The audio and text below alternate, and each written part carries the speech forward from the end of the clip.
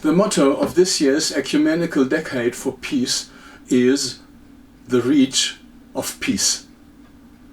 This somewhat unusual title alludes to the range of weapons, which can be stated very precisely.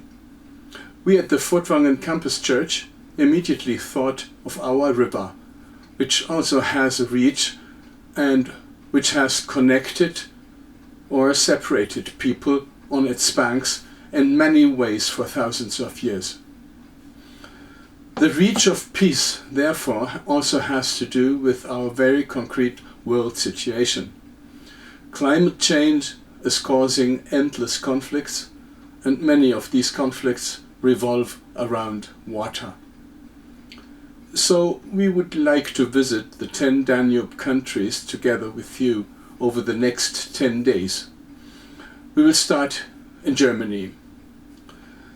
The Danube, the second largest river in Europe, rises in Furtwangen in the Black Forest. Here you can see the source of the Danube. It is hard to believe that this small trickle can become such a mighty river. How does that work? Due to the many tributaries of a widely ramified water network, the Danube becomes ever wider and more powerful. Such a river is a powerful symbol for us humans. If we join forces, something can emerge from very small beginnings that brings life to all.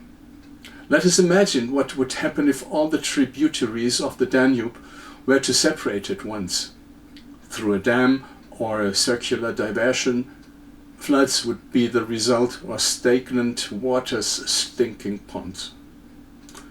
For me, nationalism is something like the attempt to separate people from each other. The riparian states of the Danube have a long, sorrowful and unpeaceful history that has a lot to do with egocentric nationalism. The Second World War, which started on German soil, is the worst aberration of nationalism. To this day, all people in Europe suffer from its consequences, even if much of it has been and is being eclipsed by more recent conflicts. The Decade of Peace has 2 biblical reference texts to accompany us during these days of our Danube journey. A text from the book of the prophet Isaiah 11:1-9, a great vision of peace that also includes the whole of creation. In the closing service we will focus on this. The second text is in Matthew 6 verse 10, a verse from the Sermon on the Mount, one of the Lord's prayers. Thy kingdom come, thy will be done on earth as it is in heaven.